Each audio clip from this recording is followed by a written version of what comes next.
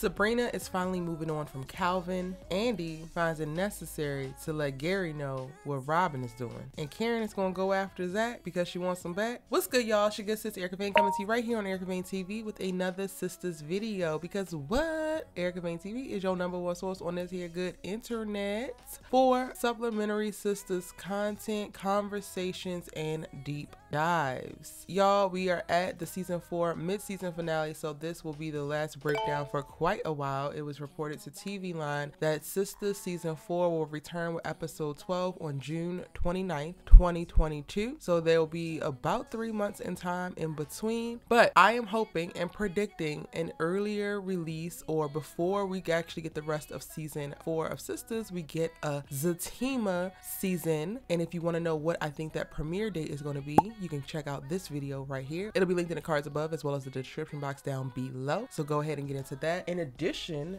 to getting into my other Sistas and Fatima content, I dropped a video where we get to meet ZAC's baby mama, his supposed or alleged first baby mama, Heather Jennings. So there's a deep dive into that. In addition to the Fatima premiere video, we also have the synopsis for all of season 1 of Fatima so that you all know what to expect. I'm going to have additional character deep dives as we have finished out the first half of this season. And if you missed it, and if you haven't checked out any other live, you are going to want to have checked out last night's live. I brought on a bunch of subbies to deep dive and give their perspective on all of the Sistas characters on the mid-season finale and express their thoughts on their story arcs, and we had some of the most amazing conversations, and that live is available for you to rewatch right now on the channel. I think you're going to love it. I absolutely adored the conversations that I had with each and every one of you. The chat during the live entire time was amazing, and we really got to get to the core of what's happening with Karen. How is Andi moving? What's Danny's problem? What's going on with Sabrina? And really come to a clear understanding and getting different perspectives, and I absolutely loved it, and I think you will too, especially if you really love Sistas. So be sure to check out that live after show and let me know what you think about that. But without further ado, we're going to break down episode 11, which in all honesty, y'all, it was a lackluster episode. It really should not have been a mid-season finale. It gave very much so filler. To me, the strongest point in the entire episode was a conversation between Danny and Karen. It was such a beautiful dialogue between friends. It was a moment of realization. It was a moment of true honesty and love. It was a moment of Karen coming to a fork in the road, and though she has said that she's making one decision, I'm not 100% sure if she's actually going to follow through with it, but if she does, I think that, as I spoke to last night, that's going to be the thing that she needs to do next so that she can continue her journey as she heals through this breakup. She's going to continue to make missteps. She's going to continue to be emotional and a little bit distraught. She's processing and going through, as my good sis Von C has said, she's going through the stages of grief when it comes to losing this relationship, but also losing the potential and the idea that she had for the relationship that she wanted with ZAC. I think in addition to being pregnant and then being confronted with the visuals that ZAC is finally the man that she had always hoped that he would be, but he's not that for her, it is a bit jarring and it's a lot. It is kind of like a cherry on a big trauma pie, because as we mentioned last night in the live, Karen has also been through quite a bit throughout these seasons. She has gone through attempts on her life. She has gone through watching someone take their life right in front of her. She's gone through feeling abandoned. She's gone through feeling abused. None of those reasons are excuses for any of the missteps or any of the things that she might be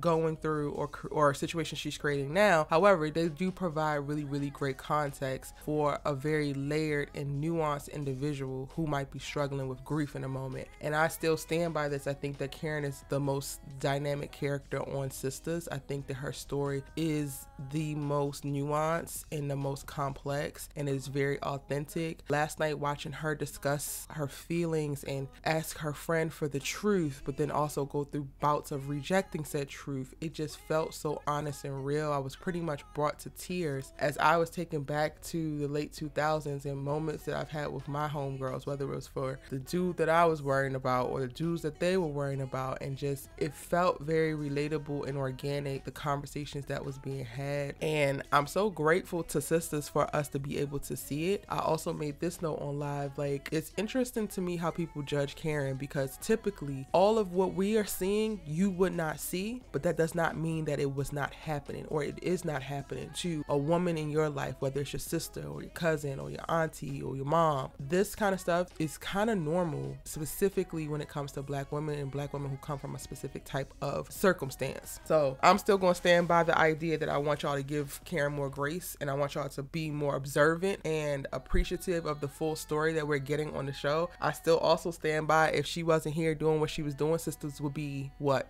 Because ZAC and Fatima are going to give goals, they're going to give couple vibe, but they don't give any conflict within their relationship, so there's no drama there. If there was no Karen on the show, I don't know how great the show would be. And I'm gonna stand by that, because Andy's drama is not interesting enough not for us to continue on for 4 seasons of the same Gary mess. Danny's drama is not interesting enough for us to continue on for 4 seasons of mess. Sabrina's drama is not interesting enough for us to continue on with 4 seasons of mess. I stand on the fact that Karen has had the most layered, dynamic, drama-filled story arc that really keeps the sisters ship moving, in my opinion, especially as we head into the era of Fatima getting their own show. So the bulk of their drama is going to play out on their own show, and they're going to continue to be able to support and give sisters the great couple vibes and bae goals, but not really a ton of conflict. And I don't need y'all to try to convince me about that, so please don't waste your time on the characters in the comment section. I said what I said about Karen, and I ain't changing my mind. In other news, though, and also in this episode, Andi invites Gary over for them to have dinner and to talk, and basically she wants to take Gary back. She wants to keep the penthouse, but she also wants to test him, and for whatever reason, Andi seems to think that she can compete with Gary in the mental Olympics, the mental manipulation Olympics, and win, but sis, you are going to lose, because Gary is a tried and true mental menace. Gary is a tried and true practice emotional terrorist. Gary is a psychopath, sis. You cannot out mental manipulate a psycho. That's not how this works, girl. This is not how this works. So the fact that you want to tell him that Robert's gonna come stay there for a week, and yes, this is me just testing you to see how you respond to me being with another man, when you know this boy has major trust and jealousy issues. Girl, just say you want the attention. Just say that you want all eyes on you, and you want him to spiral, and you want him to act the monkey fool, because that makes you feel good inside, because you don't actually know what love really is, and you have mistaken attention for love, and now you're trying to manufacture it at every turn. Just say that, because I could respect you more if you was honest about it, boo. I could respect you more if you like being looked at as only a trophy and a prize, which is why you prioritize your visuals and have yet to deep dive into your internals. Just say that, because that's fine. We all have our own journeys, our own lives, our own personalities, our own things to bear. But my problem is Andi ain't being honest with herself or us, and she think we dumb. Moving on. Sabrina and Calvin have a conversation at the top of this episode, and this episode, honestly, y'all gave me way too much Sabrina and Calvin. Way too much Maurice and Q, because we don't care. I love Novi down, but we do not care. Bio, I don't know what this is that you feeling. You talking about this deep connection that happened off the bat, boo. I don't see it. I mean, I'm excited for Sabrina to have a new, I guess, love interest, but also it is just giving so rushed. It's given so messy. Bio is, to me, y'all, he was really, really inconsistent in his dialogue. Like, he confronted Calvin to start, then he reminded Sabrina that she shouldn't be talked to like that. She should be treated like a princess. Then he wanted to get her liquored up, talking about just have 3 glasses of wine with me. Then after she has the 3 glasses of wine with her, he talking about, yeah, people just be wanting to numb themselves by drinking. Sir, you just shoveled these glasses of wine down her throat. And then he wants to go dancing. It's like, these things are cool in theory alone, but like the sequence of events is given very much so manipulation, very much so control as well, very much so, yeah, I don't know how to take this, sir. I ain't gonna hold y'all. It was him talking about people trying to numb themselves by drinking after he just really was influencing her to drink. I was just like, all right, now I'm good on you. I mean, but maybe y'all see it for Bio and I don't. Let me know in the comment section down below. Calvin decides that it's a good idea to bring Q in off the curb because it's about to rain on him. You know what happens when you bring straight alley cats in? Oh, okay.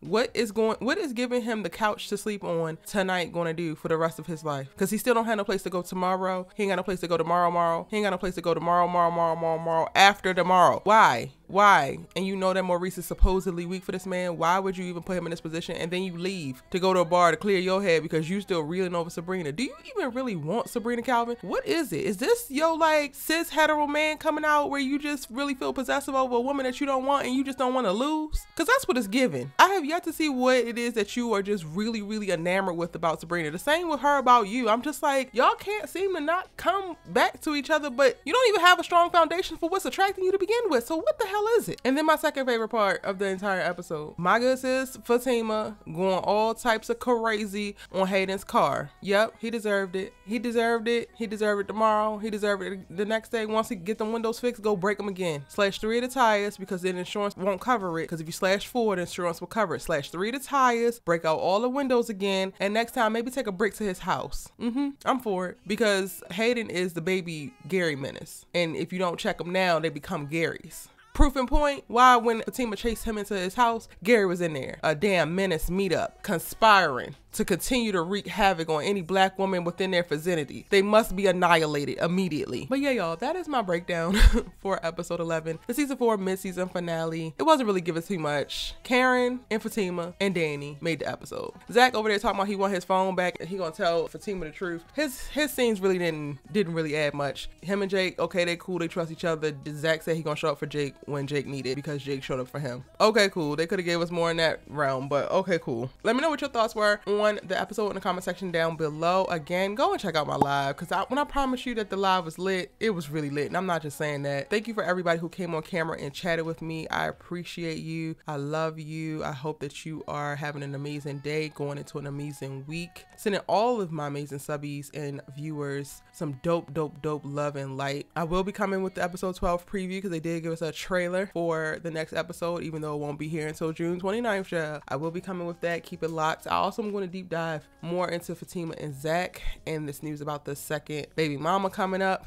What that is going to mean. I'm going to continue to give y'all videos, and we're going to talk a little bit about Karen and her potential I'm going to get ZAC back plan and how sis need to abort the mission. However, it might be something else that she needs to go through so that she can really start to heal. We still got a little bit more Sistas content to come as we wait for season 4 to return. So keep it locked, and if you're new here, make sure that you hit the subscribe button and turn on your bell notifications so that you don't miss out on any of that. Now, when it comes to going live, if you are enjoying the lives with me, I still go live on Monday nights after All American and All American Homecoming to discuss the All American universe, and on Thursday nights we are talking about Bel Air, which woo, episode 8 of Bel Air took it to another level. I was crying while watching it, and I cannot wait to jump down into the live, into the chat, and to talk with y'all about it. So if you still want that connection, be sure to check me out on one of those two. I also think I'm going to be bringing back my rewatches live with y'all. So again, you're going to want to join the tribe by hitting subscribe so that you don't miss out on any of the amazing conversations, on all of the dope content that is happening on various networks, telling all of our stories so beautifully, complexly, and with love.